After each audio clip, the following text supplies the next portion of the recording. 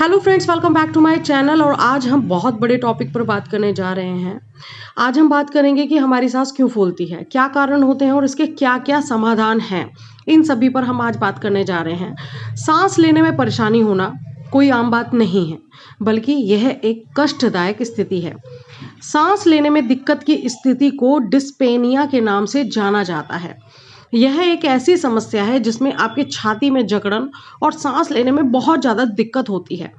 आप जीने नहीं चढ़ पाते हैं, जीने उतर नहीं पाते हैं, कोई भारी सामान नहीं उठा पाते हैं, ठंडी जगह घूमने नहीं जा पाते हैं, ठंडी आइसक्रीम जैसी चीज़ खाना तो आप भूल ही जाइए। ज़िंदगी की स्पीड सोच से भी ज़्यादा धीमी हो जाती है। अगर आप सांस लेने में दिक्कत महसूस कर रहे हैं या थोड़ा सा भी सांस लेने में कठिन प्रयास करना पड़ रहा है, तो इसे हल्के में लेने की भूल कतई भी ना करें। यह एक गंभीर समस्या का संकेत भी हो सकता है। जो लोग कुछ समय पहले कोरोना के शिकार होकर स्वस्थ हुए हैं, उनमें तो यह समस्या आम है, लेकिन इसके अलावा और भी कई स्थितियां हैं जो आपकी सांस की लय को बिगाड़ सकती हैं। सांसों की लय का सही बने रहना ही स्वस्थ रहने की सबसे बड़ी निशानी होती है। हमारा जो पूरा शरीर है वो ऑक्सीजन की लय पर चलता है। ऑक्सीजन की पर्याप्त मात्रा शरीर के भीतर पहुंचना पूरे शरीर से लेकर दिमाग तक के कार्य को संचालन करने के लिए बहुत ही ज़्यादा महत्वपूर्ण होती है। यह ऑक्सीजन ही है जो आपके दिल और दिमाग को चुस्त दुरुस्त बनाए रखती है। इसीलिए ही डॉक्टर्स भी आपको डीप ब्रीथ करने की सलाह देते हैं, योगा प्राणायाम करने की सलाह देते हैं। जहां सांस लेने में दिक्कत आई, शरीर में ऑक्सीजन का पहुंचने की भी चुनौती बनने लगती है और यहीं से ही शुरुआत होती है बड़ी बड़ी मुसीबतों की। तो फ्रेंड्स, इस वीडियो को आगे बढ़ाने से पहले हम जानेंगे, अगर आपको सांस लेने में दिक्कत है तो आपको किन किन चुनौतियों का, किन किन परेशानियों का सामना करना पड़ सकता है।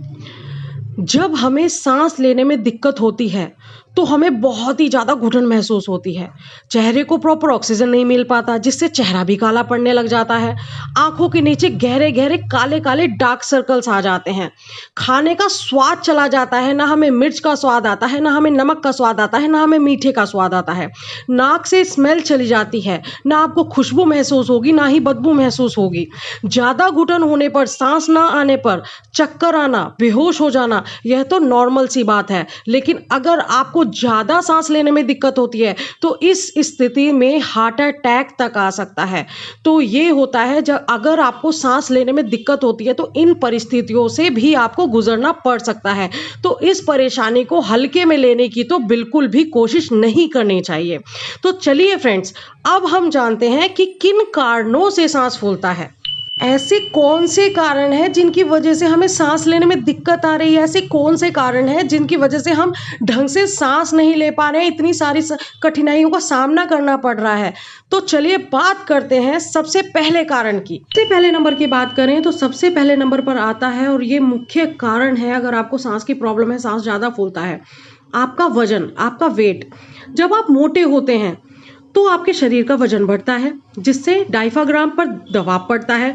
डायफ्राम सांस लेने में मदद करता है, और जब उस पर दबाव पड़ता है तो सांस लेने में मुश्किल हो सकती है। तो ये भी एक मुख्य कारण हो सकता है आपके सांस के फूलने का।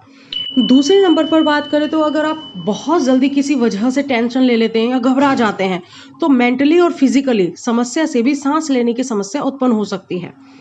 तीसरे नंबर पर बात करें तो अगर आप ज़्यादा अधिक ऊंचाई वाले एरिया में काम करते हैं, या बहुत ही प्रदूषण वाले एरिया में, या धुआं जहां ज़्यादा होता हो ऐसे एरिया में काम करते हैं, तो ये भी एक बहुत बड़ा कारण, मुख्य कारण हो सकता है आपको सांस की समस्या होने का, सांस फूलने का, सांस प्रॉपर ना ले पाने का। ठीक है ना। चौथे नंबर पर बात करते हैं, अगर आपको किसी भी प्रकार की एलर्जी है या आपको ज़्यादा नज़ला जुकाम खांसी रहता है तो इससे रेस्पिरेटरी सिस्टम कमज़ोर हो जाता है, जिसके कारण सांस फूलने, घुटन, सांस लेने में दिक्कत हो जाती है। पांचवें नंबर की बात करें तो हाई ब्लड प्रेशर यानी कि उच्च रक्तचाप हृदय पर दबाव डाल सकता है और इससे भी सांस लेने की तकलीफ आपको हो सकती है। छठे नंबर पर बात करें, अगर आप व्यायाम नहीं करते, ठीक है ना, और या आपको व्यायाम करने की आदत नहीं है और आप अचानक से कोई शारीरिक परिश्रम जैसे भाग दौड़, खेल कूद आदि करते हो, तो उस स्थिति में भी आपको सांस फूलने की समस्या हो सकती है। सातवें 8वें नंबर पर बात करें, अगर आप ज़्यादा बीड़ी सिगरेट का सेवन करते हैं, अत्यधिक नशा करते हैं, तो वह भी एक कारण होता है जिससे सांस फूलने की समस्या आपको घेर लेती है। 8वें नंबर पर बात करें, अगर आपको निमोनिया बहुत ज़्यादा होता है, निमोनिया अगर किसी भी व्यक्ति को बहुत ज़्यादा होता है तो उसे भी सांस लेने की समस्या हो सकती है, क्योंकि फेफड़े में संक्रमण के कारण श्वास नली में सूजन और तरल पदार्थ जमा होने लगता है, जिससे सांस लेने में कठिनाई होने लगती है। तो ये भी एक बहुत बड़ा मुख्य कारण है कि आपका सांस फूलता है, सांस लेने में आपको समस्या आती है।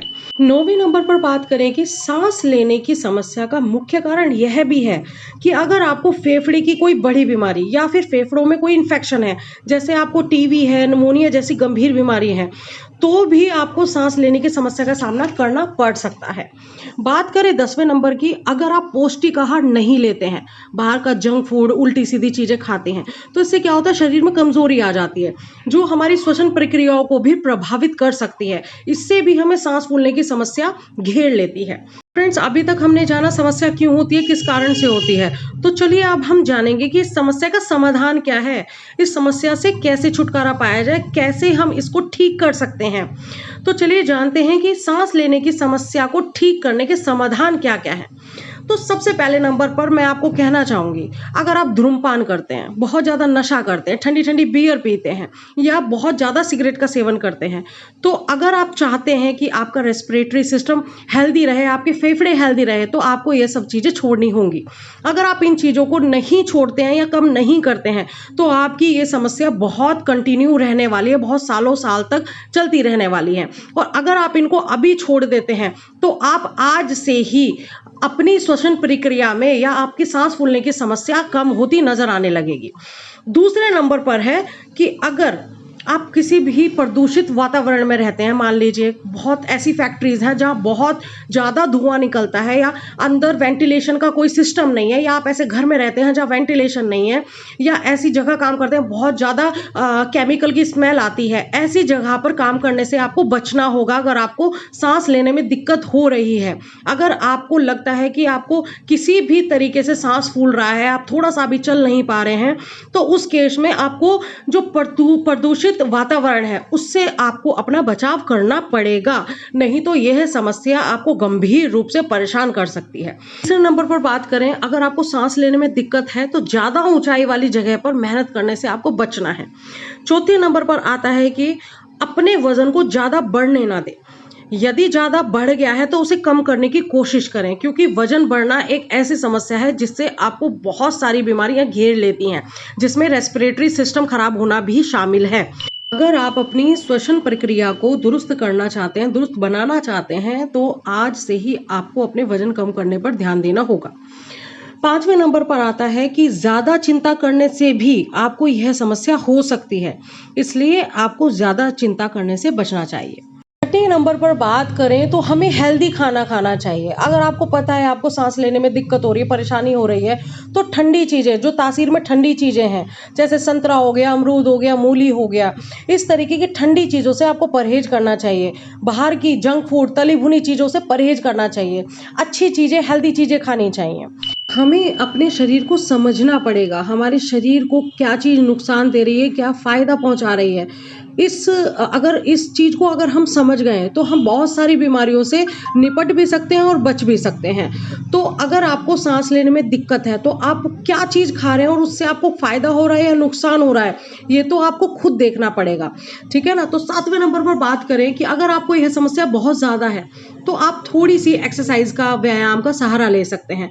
ज्यादा कठिन व्यायाम ना करें, अनुलोम विलोम जैसे व्यायाम आपको लाभ देंगे।